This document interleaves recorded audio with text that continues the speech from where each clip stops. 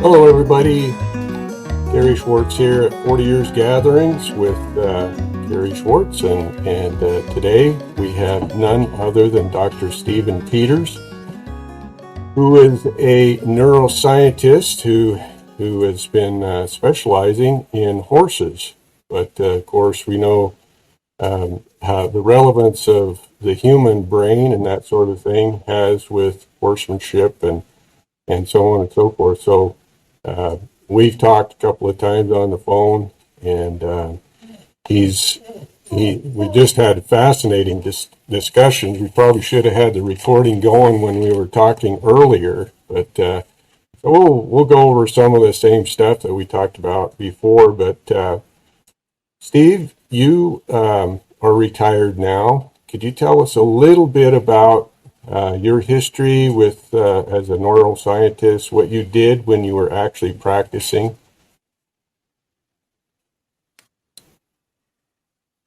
Yeah, I'd be happy to. My background is as a neuroscientist, and so for the last 3 decades, prior to my retirement in 2020, I was the clinical director of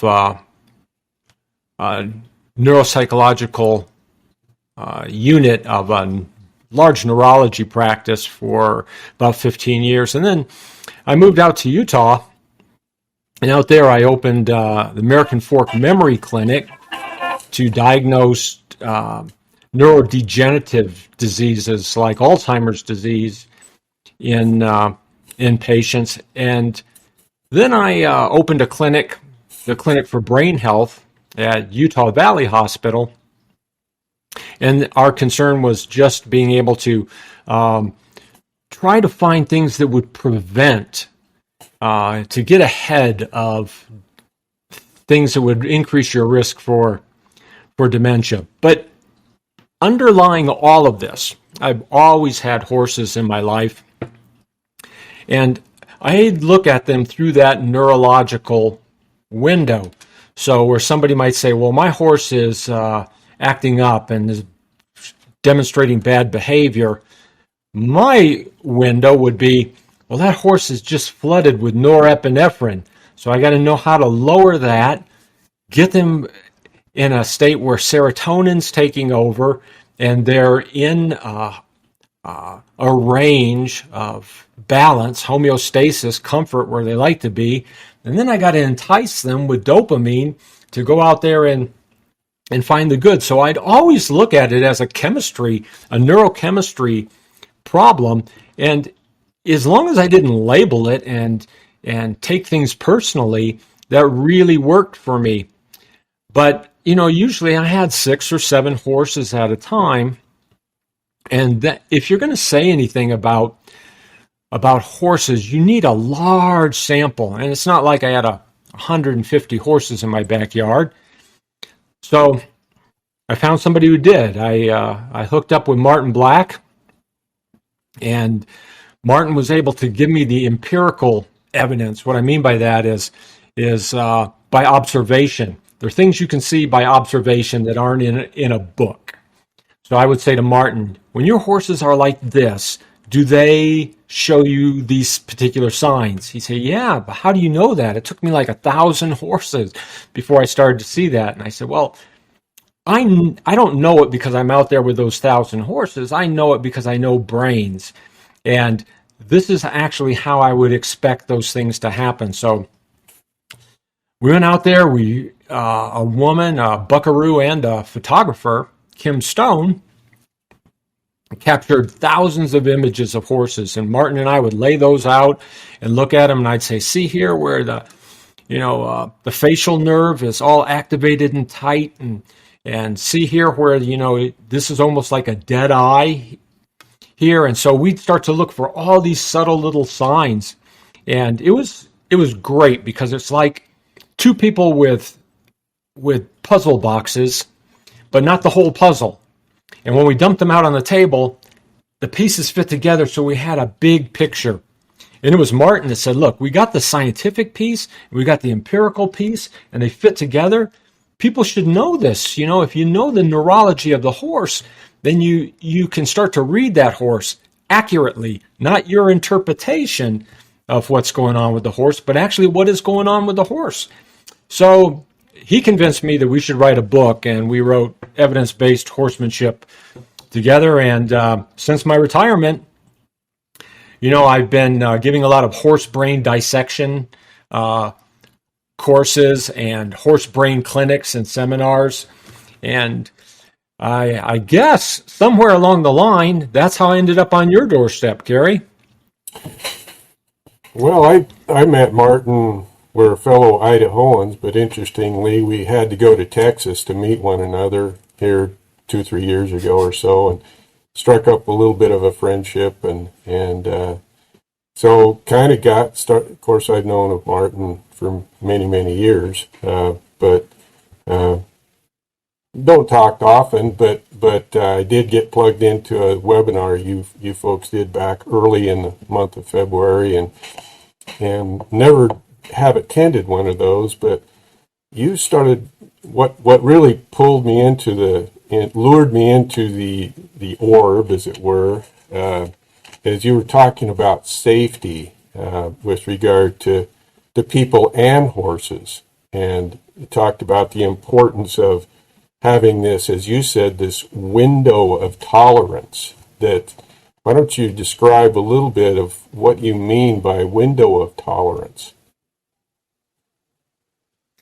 Sure. Basically, we need about three things. All mammals, us included, need about three things to learn. One of those is attention. So what we focus on is what we learn. That's what gets wired into our brain.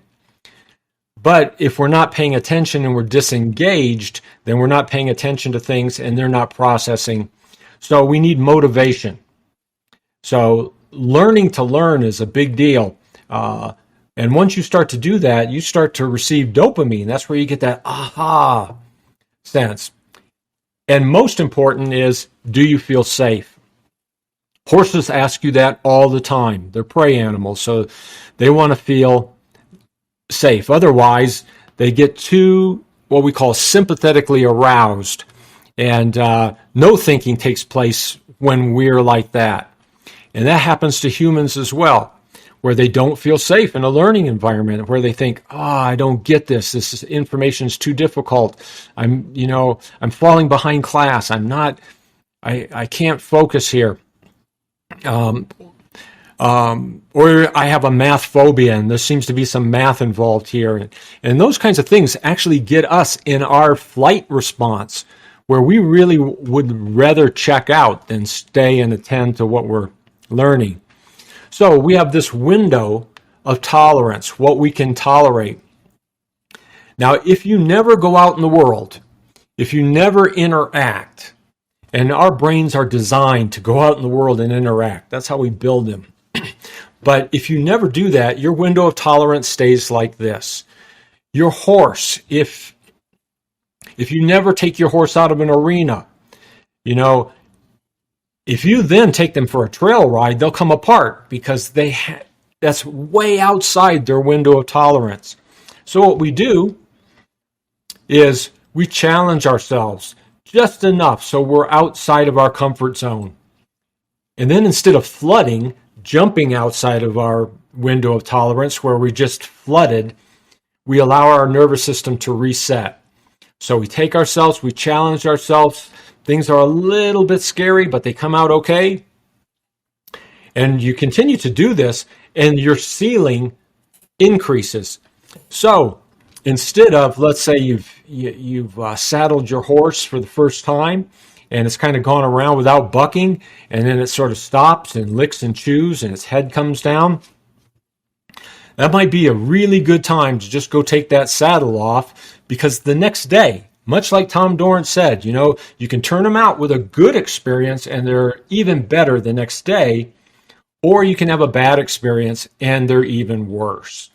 So if we flooded some animal, let's say the saddle turned underneath them and they went bucking all over the place, that next day they're going to be so their window of tolerance is going to be so small that you just head out of the tack room with that saddle under your arm and they're already all juiced up.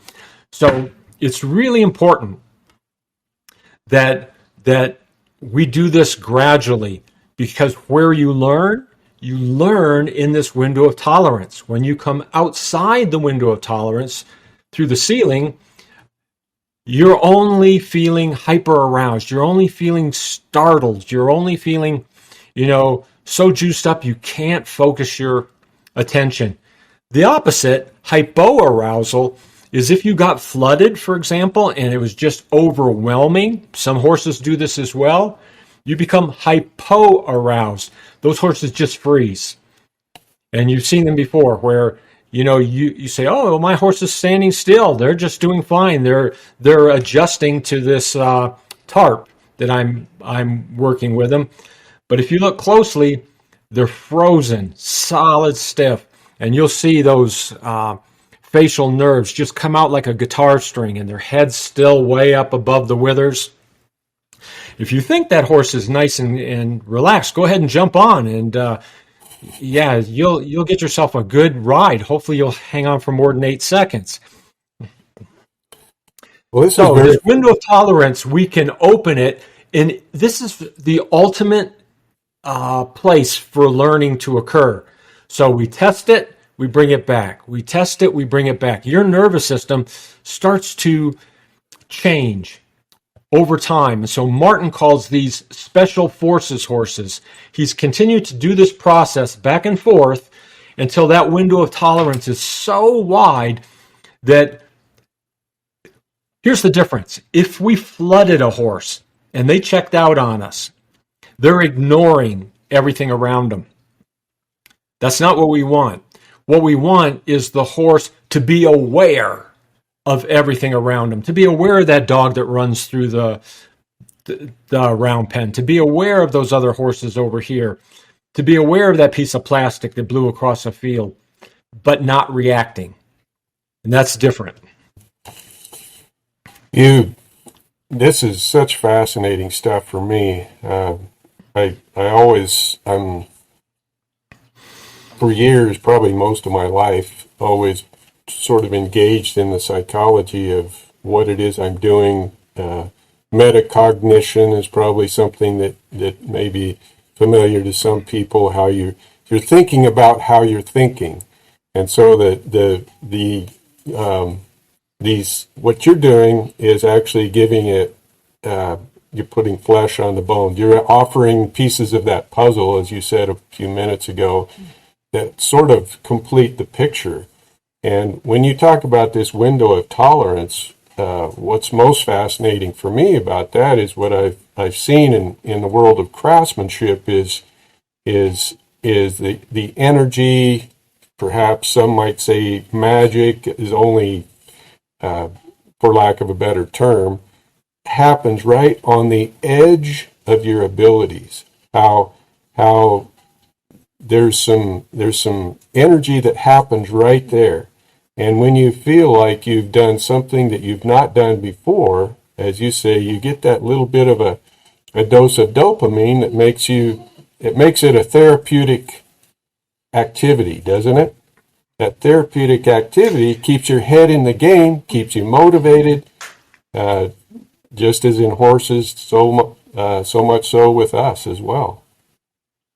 Yeah, the brains we design, our brains are set up to give us the best picture of what's out there. And that's just really our perception. It's got our own biases tied to it. It's got, it's not necessarily reality, but it's the best picture that we have of dealing with our world. If your window of tolerance is this small, you don't have a lot of options for dealing with the world.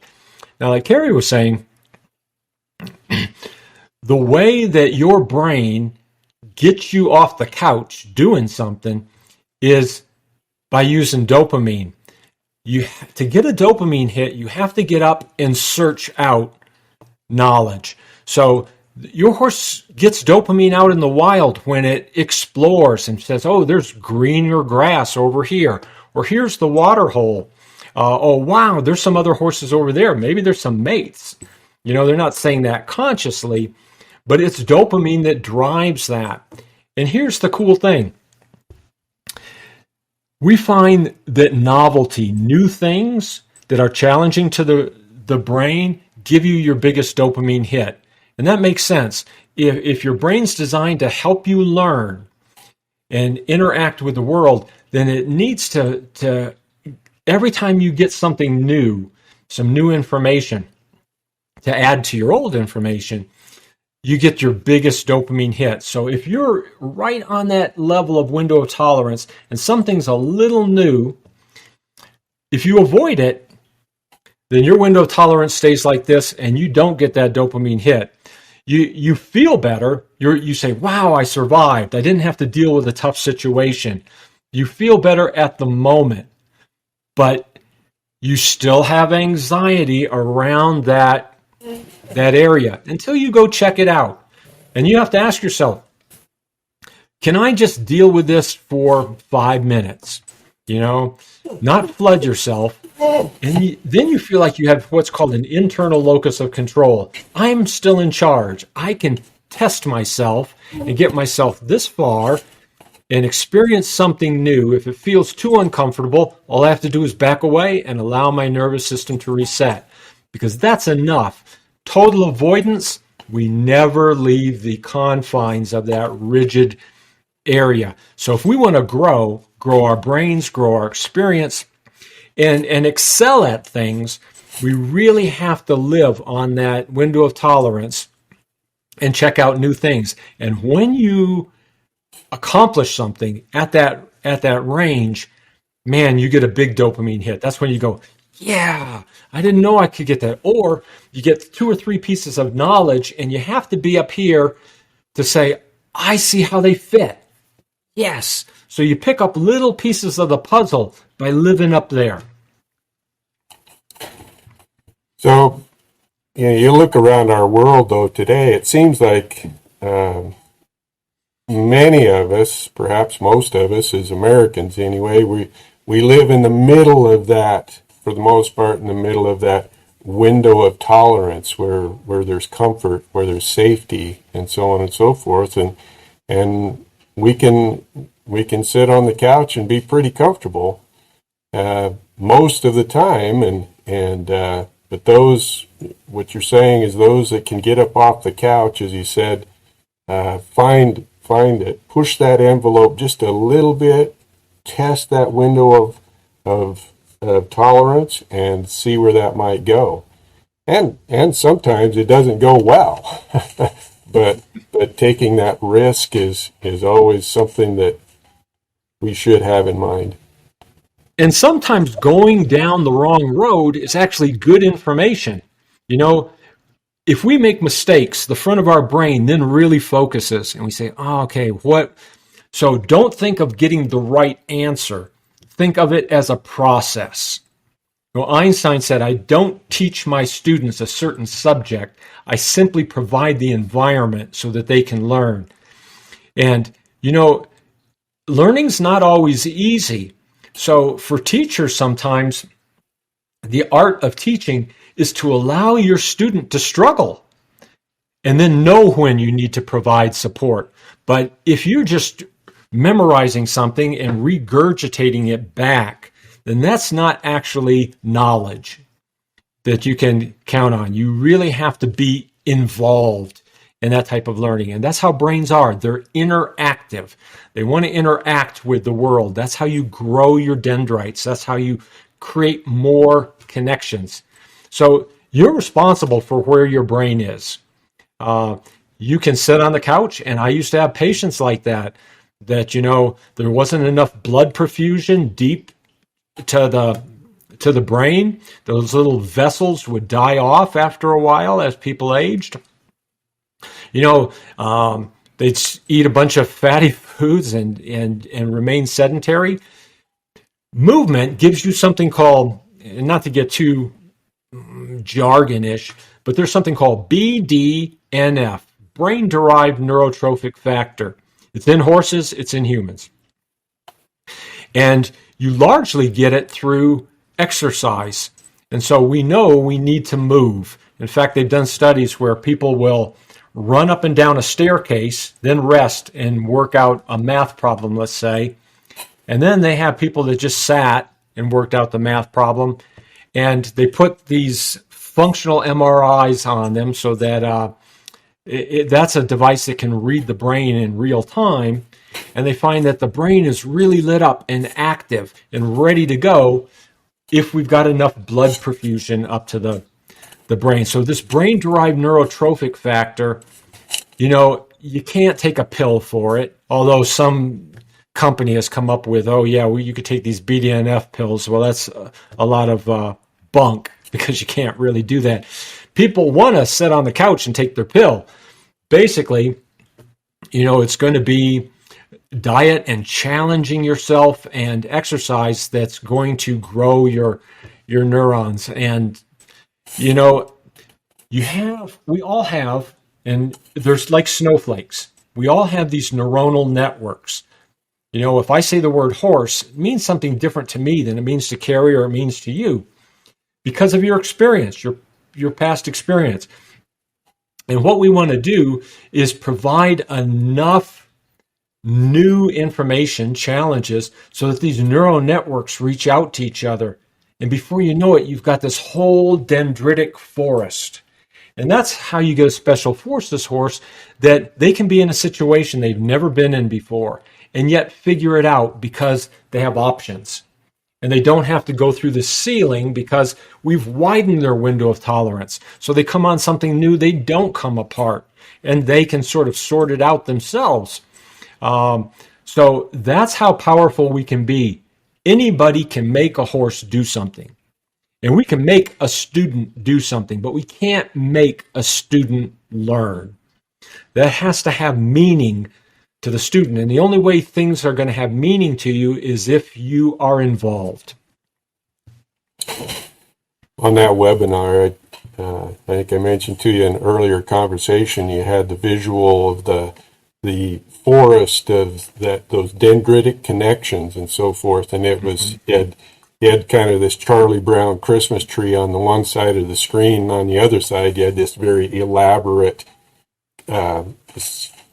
dense connections that happen when you exercise your brain, and as you said, physical exercise. And that's what everyone is saying. Physical exercise is one of the best things you can do for your brain. And so to me, it always comes back to how craftsmanship, horsemanship, how are we going to become better craftsmen, artists, horsemen, is to develop that forest of dendritic connections and so on and so forth. We don't have that capability on this format for right now, but that may be something I can post up for people, that visual of how you get all these interconnection activities, all these neural connections. That's where we want to be as craftsmen, as horsemen. Yeah, and actually, if you stay within your window of tolerance, or you put yourself under undue stress and physically you're not well, what starts to happen is you actually prune back those dendrites. So you think avoiding challenge may feel good, but actually to the brain, it's damaging, because neurons that fire together wire together. So if you're out interacting and learning, you're wiring these connections together.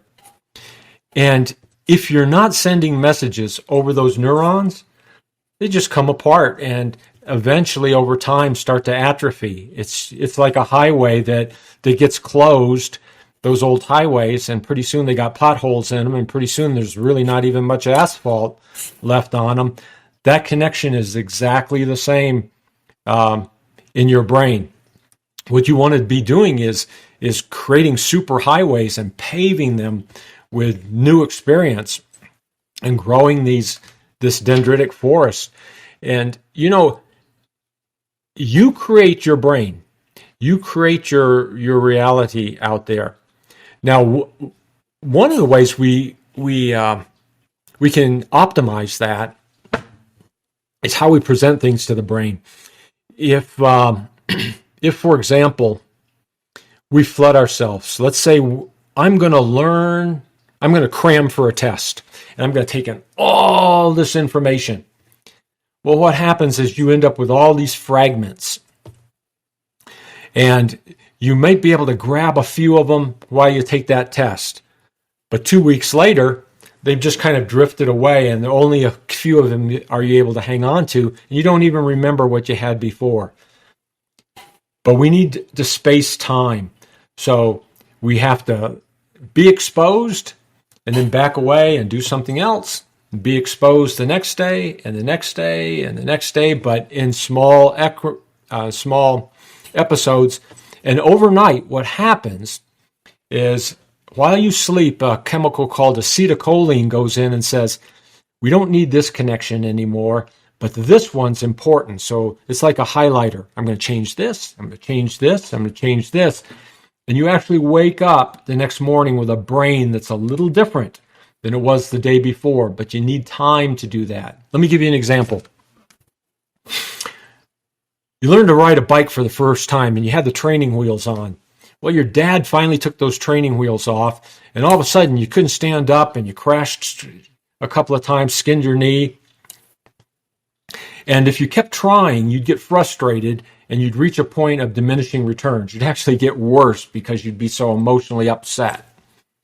But let's say that you crashed a time or two and you put it in the garage and said, we're going to sell that darn bike. I'll never get the hang of this. And you went to sleep. And you wake up the next morning and you go out there and say, I'm going to try it one more time. And somehow magically, overnight, you got a little better. Hey, I got the hang of this. Well, while you were sleeping, your brain was replaying again and again and honing those proprioception and motor sensory types of pathways and paving that highway for you.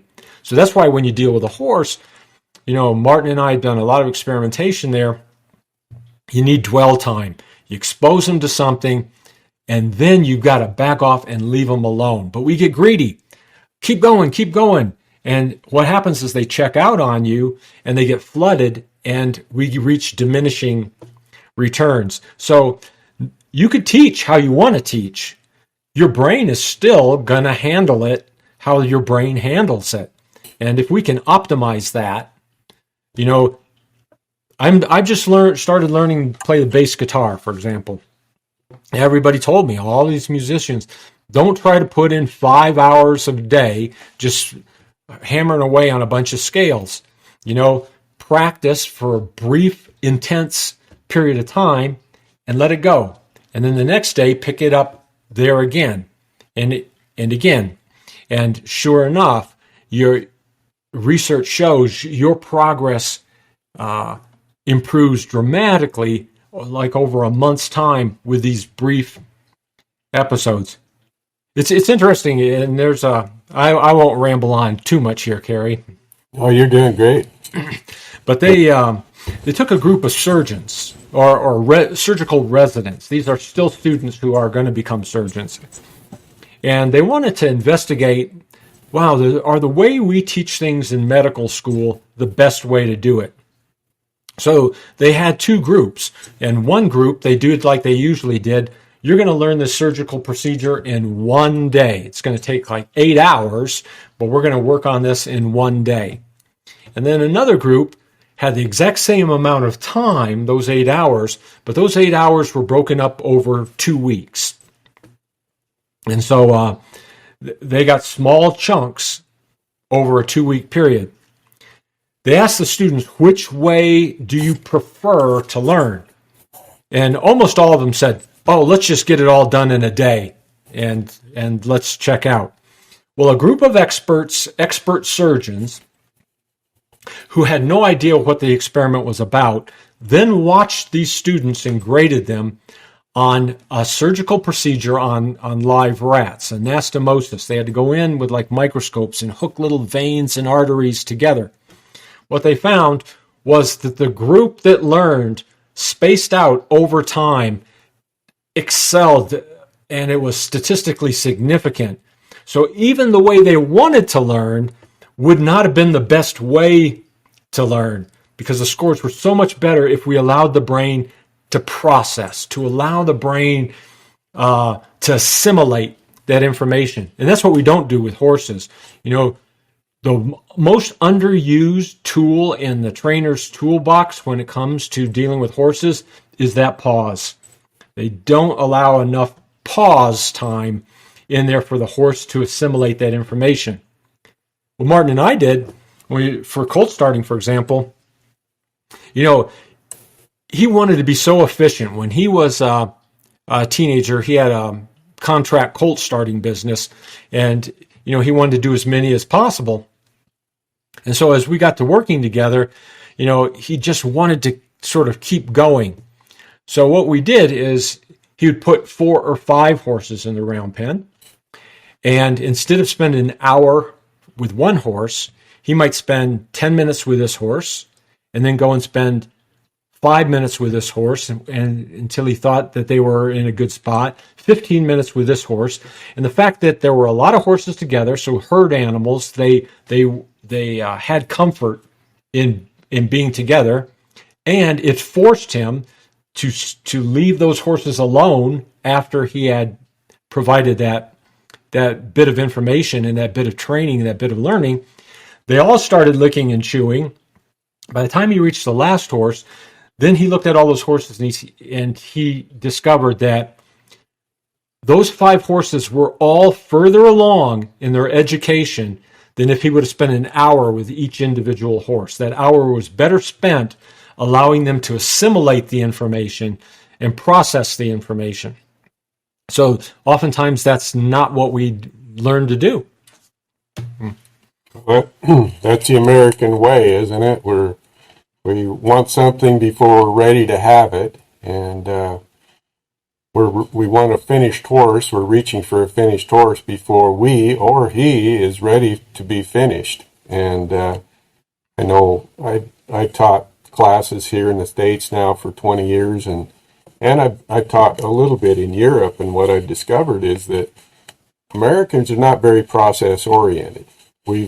In the way that you've described it, we're a very impatient, performance oriented society. We've got to have a hammer in one hand and a handful of nails in the other, and we just flail. And to be fair, I think men are probably worse in that regard for the most part than women.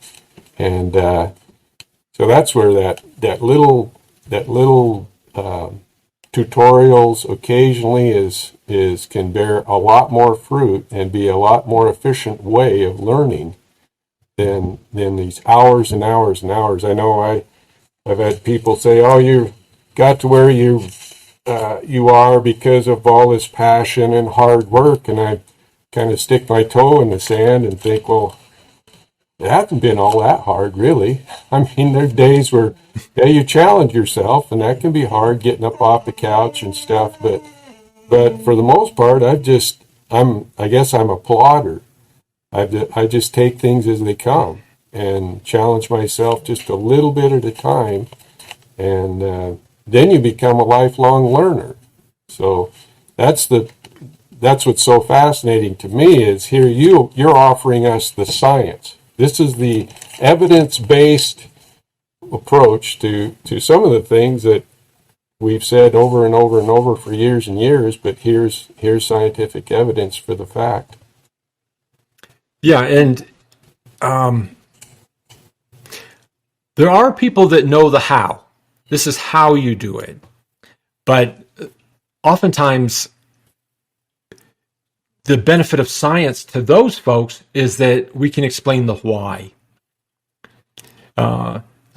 Fifth generation cowboy Tommy Saunders, he told me, he said, I started to get it about the 4th or 5th time I read your book, but I'll tell you what, I always knew the how, I just lacked the vernacular. Well, I think when you thrash around with certain subjects long enough, most people start asking questions. Okay, what's behind this? What's going on right here? what you said about what happens at night with our brains, that is something I've learned here just in our brief visit here this morning. That's and I've heard different psychologists and so forth talk about what goes on with our brains at night, but boy, that's an important time of our life, isn't it? It sure is. I mean, you have to wonder, well, why is that built into us, right? And so more and more as we're able to image brains, we find out that you take in information and you create a memory in an area of the brain called the hippocampus. And so that's where you've created the memory. But if we're going to then match that memory, what we've learned, to the scaffolding of our previous learning and see how that all fits in and assimilate that so we truly understand it, what happens at night is a lot of the irrelevant pathways get pruned off and the relevant pathways get stronger so that the next day we're actually moving in our knowledge is now more relevant. And what we find with experts, their brains get really, really quiet because when they're doing what they're an expert at, there's strong circuitry, but things are only going down those particular pathways. They know quickly, just with almost subconsciously, they know what's relevant and what's not relevant. Now, when somebody's first learning, they don't know what's relevant and not relevant in their learning, and they don't know what to focus on. And their brains are very, very busy. And, you're not going to sort that out in a day.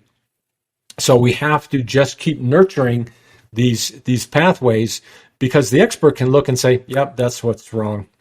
And know right away because their scaffolding, their dendrites are huge around that area. In fact, here's what we know.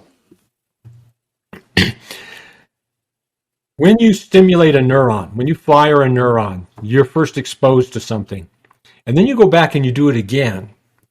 You will start to stimulate something called myelin. So myelin is a fatty wrapper of insulation that goes around that neuron, and now it travels faster and more efficiently. And when we look at an MRI of the brain, we can see a lot of white matter on the inside of the brain. That's an information pathway, and then gray matter on the outside of the brain that has a job to do. So they looked at things like piano prodigies, and what they found was huge white matter highways in those areas of the brain that we use to play a piano.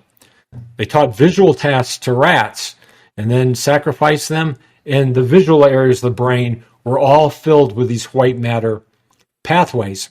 So basically, you are creating your own brain and your own pathways. But initially, as a novice, we don't have a good pathway built yet. And so that's kind of the patience of not getting frustrated and doing things in small chunks, because basically we're going slower to go faster, right? If we spend that time with our horse and slow down and fill in those gaps and make sure our horse understands they're here sooner. If we spur our horse across that stream, if we yank them around, they're just responding. And so a month later, they're no better than when they were back here if we don't allow that information to get processed. You talked there a moment ago about frustration, discouragement, and that sort of thing. And that's, I think, getting back to the whole, what I said earlier about we don't tend to be process-oriented people in our culture. But I read a book, it's been a number of years ago, he was the department head of psychology at Stanford. B.J. Fogg was his name, and wrote a book called Tiny Habits. And in there, he talked about, he didn't get into the weeds like we are as far as the chemicals and that sort of thing, as I recall, but But he did talk about the importance of being able to celebrate small victories. And I'm sure, I don't remember now, but he probably brought up dopamine and serotonin and some of these other neurochemicals that are a big part of that. But that's the one takeaway I got out of that book was even the smallest victory, so as a personal victory, pause for a moment and absorb that dopamine, celebrate it, and that serves as a bit of a hedge against that discouragement and frustration that we encounter. But knowing the science behind why is it our brain is just kind of scattered when we're a newbie at something or trying to develop some neural connections, and they're not quite established yet. Yeah, I think you hit the nail on the head. Is the world out there that we perceive, we've created. And so someone who's depressed may not be seeing the world as the world is. The world's a terrible place. Things happen to me. They lack energy. They can't even get out of bed and get dressed. And then oftentimes through things like what they call cognitive behavioral therapy, talk therapies, actually changing your worldview creates changes in your brain, and that is how they would work towards bringing somebody out of the depression. So if you don't have confidence, right, what you do, oftentimes what people have, their expectations for them and their horse are up here, but their horse's abilities down here. And we want to, I just got a horse. How do I learn to spin? How do I learn to do a skidding stop? How do I learn all this? Whoa, right? And then if you can't get there, then you call yourself a failure, where actually, if you bite off something in a small chunk and then congratulate yourself for that, yes, that's a dopamine hit, right? And then go and try that again. Yep. And pretty soon, over time, if you've banked all these little things, now you have a history and you can say, wow, look at all the good stuff I've done, right? That's what your brain will say. Look at all this good stuff that I've been able to accomplish. You have a history and you've sent it down neurological pathways and you've created brain circuitry that's actually leading you to the dopamine hit. So now when you go to take on this task up here, you're filled with confidence and ready to take it on. But if you expect yourself to be up there tomorrow, which some people do, and then fail and say, I can't do this, you can do about anything you want to do. And when I decided to be a doctor, I actually thought to myself, well, how do I have to change my brain in order to be able to do that?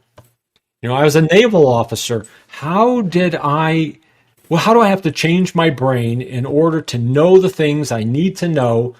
You don't automatically jump in there, and mistakes, if you call them, that's a failure. It's not a failure.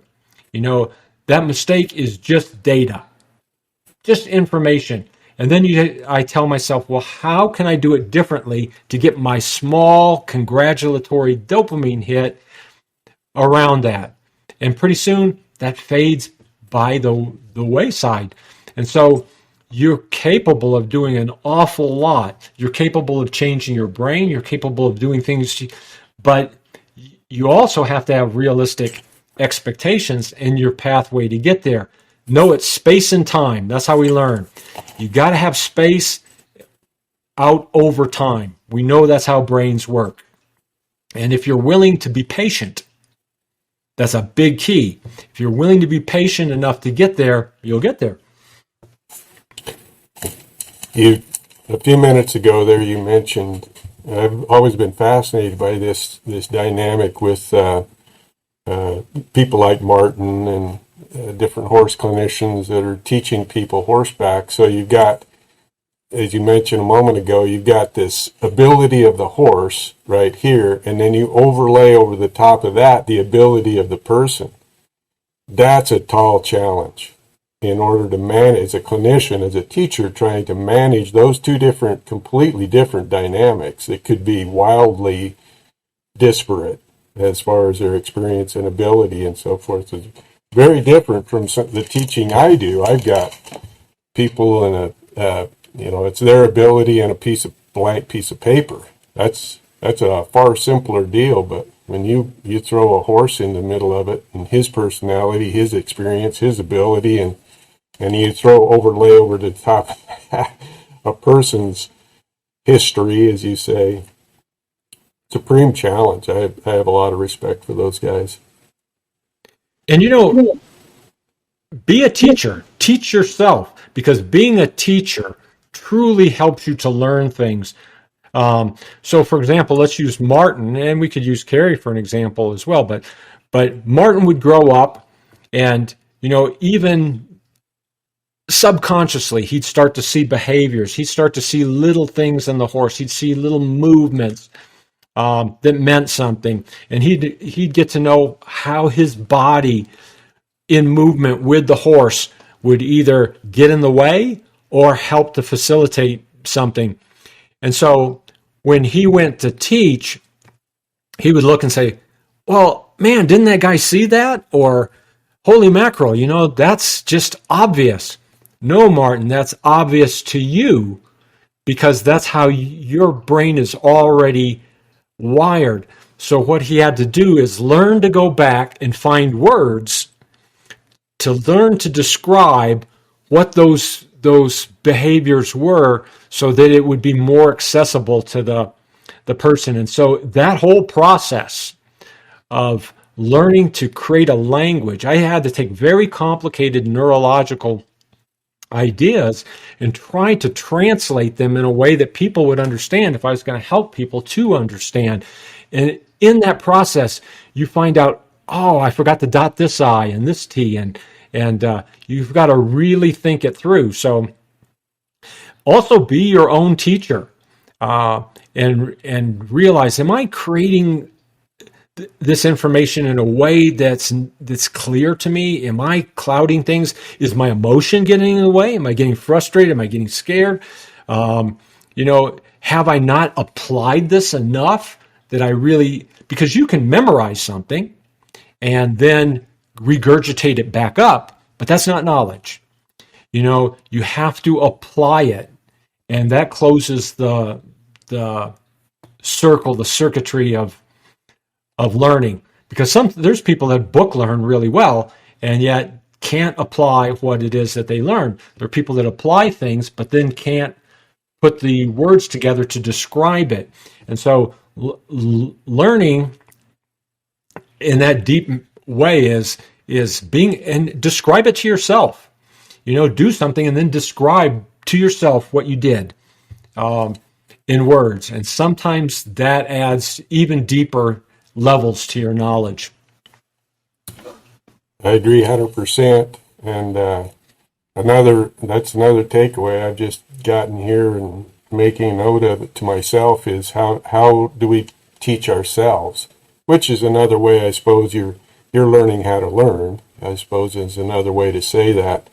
But having taught quite a few people, I know many years ago I had a group full of people teaching them floral design and floral carving, that kind of stuff. And I had one guy who I knew before, and he leans back in his chair, and I was demonstrating something, and he said, "You're doing stuff that you don't even know you're doing." And I'll always remember that because it comes back to what you just described a minute ago about how Martin was teaching this and that, the other thing, and he's been down that neural pathway many, many, many times. So that's a freeway of neural connectivity right there that he's established over many years. I was doing the same thing. So I had to back up and repackage and start thinking about what I was doing. And in the process of thinking about what I was doing in this conversation that I would have with myself, I had to articulate it in ways that someone else could understand it as well. So if you want to learn something, teach it. And if only, and as I've just learned today, yourself, teach yourself. But I think that like the conversations you and I are having right now are so valuable, and I encourage people to have what might be called a kind of your personal board of directors, where you have connections with different people that are in your orb who are like-minded somewhat, perhaps not even like-minded, but someone you can communicate with openly, honestly, ask for critique, you give them for critique. That's all that process of developing those neural connections, I think, that make us better craftsmen, better people, better horsemen.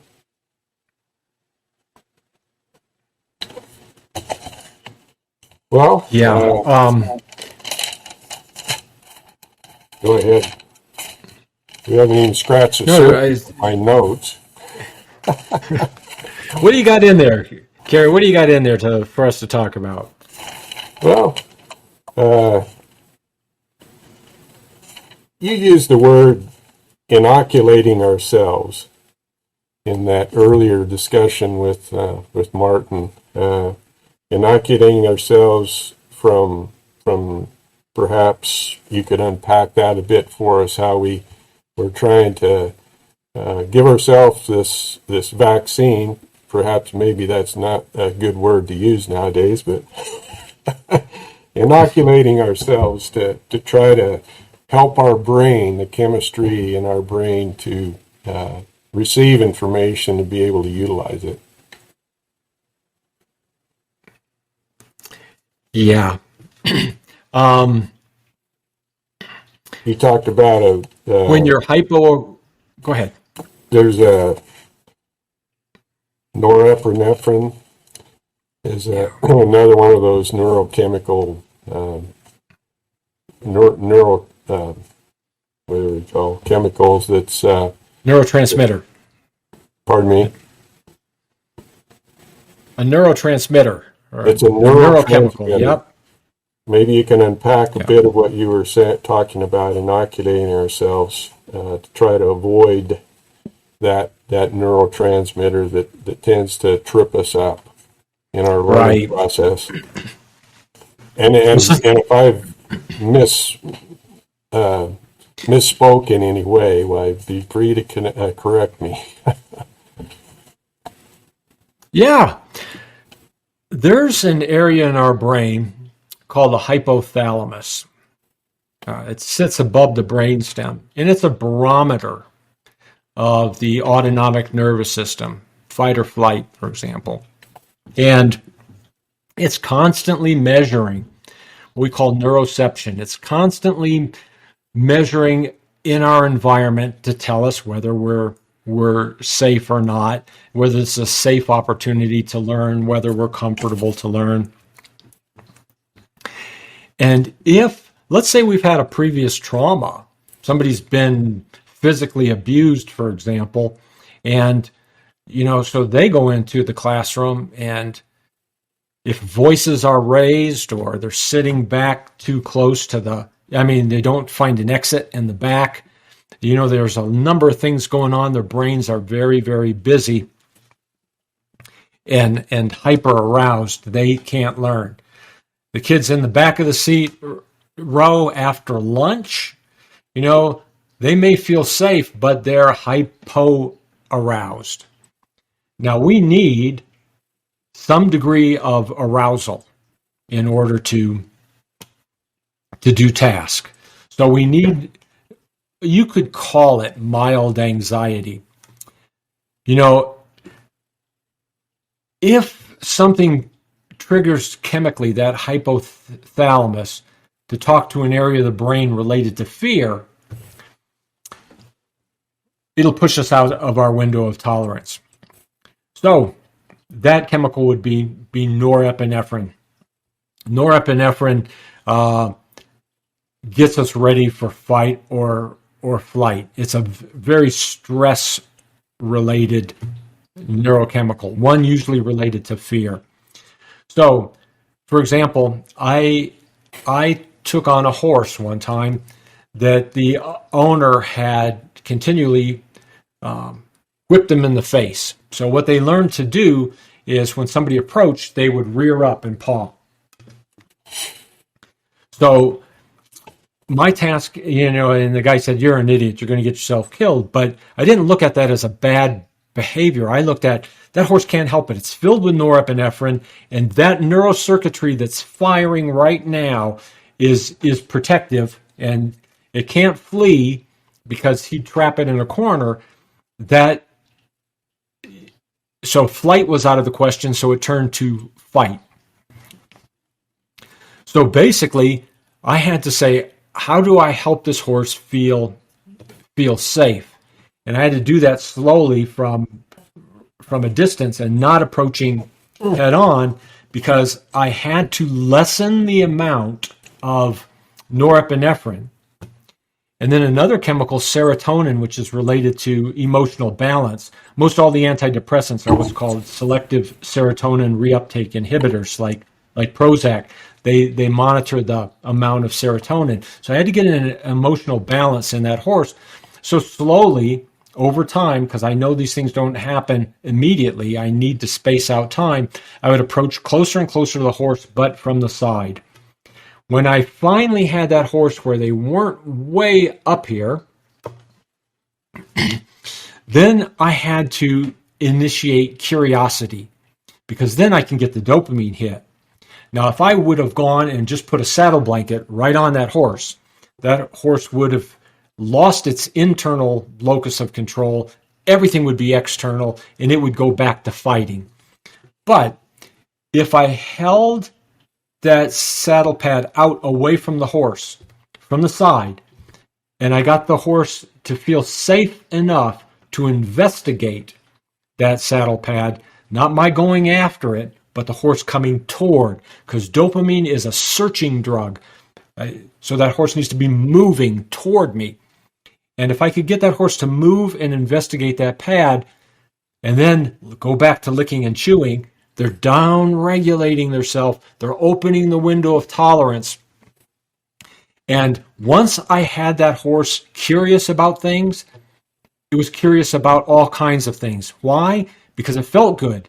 And they learned that safety, that inner safety, was portable. Not only just standing over here, but investigating over there and investigating over there. Same with cattle. You could charge cattle and get them all jacked up and make the herd so stressful that even herd animals try to get out of it by yeehawing them.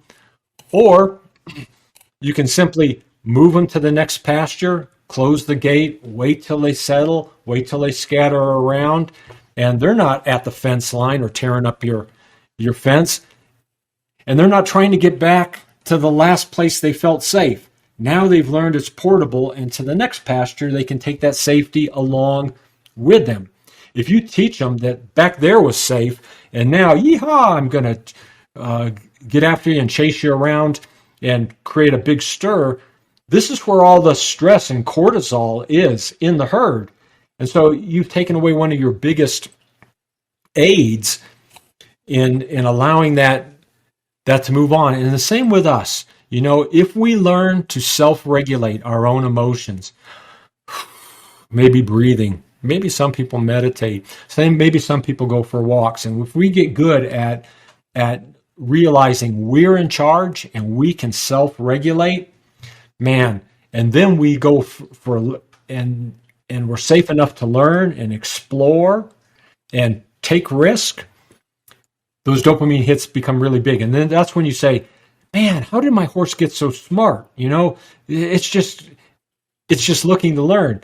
What you've done is you've found the right way to turn off the spigots that are creating the problem and turn on the spigots. And my horse, Comet, never reared again. It's been a great horse for me, and I could have called her a bad horse. And this guy was saying this horse needs to be put down.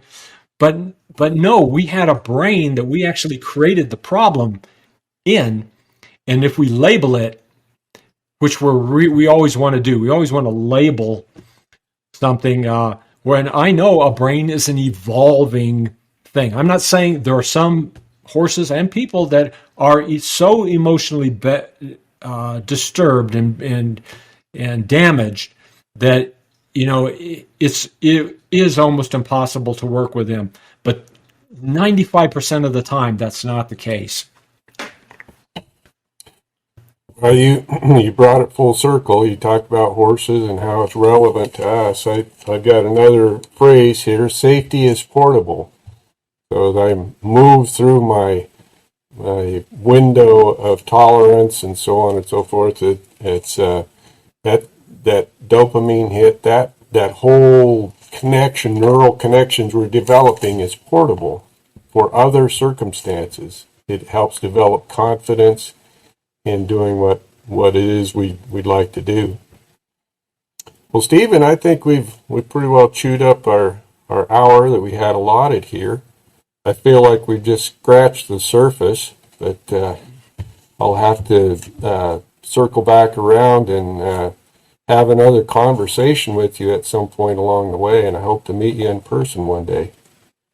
This has been a real pleasure, and I hope your listeners that this is helpful to them as well. And so we'll give everybody a little bit of time to lick and chew and sleep on all this. And the fascinating thing is, if you listen to this and you were intrigued, you're a little different than you were previous because your brain will have changed. That's a pretty amazing thing. And I'll, full disclosure here, I have not read your book, and I've had it on mind to order that, and before we get off this computer, I'm going to order that book, and next time we visit, I will be even more conversant on what it is that you're doing, you and Martin Black, and hope you keep up the good work. Kerry, I look forward to that. Thank you for having me on. Very good.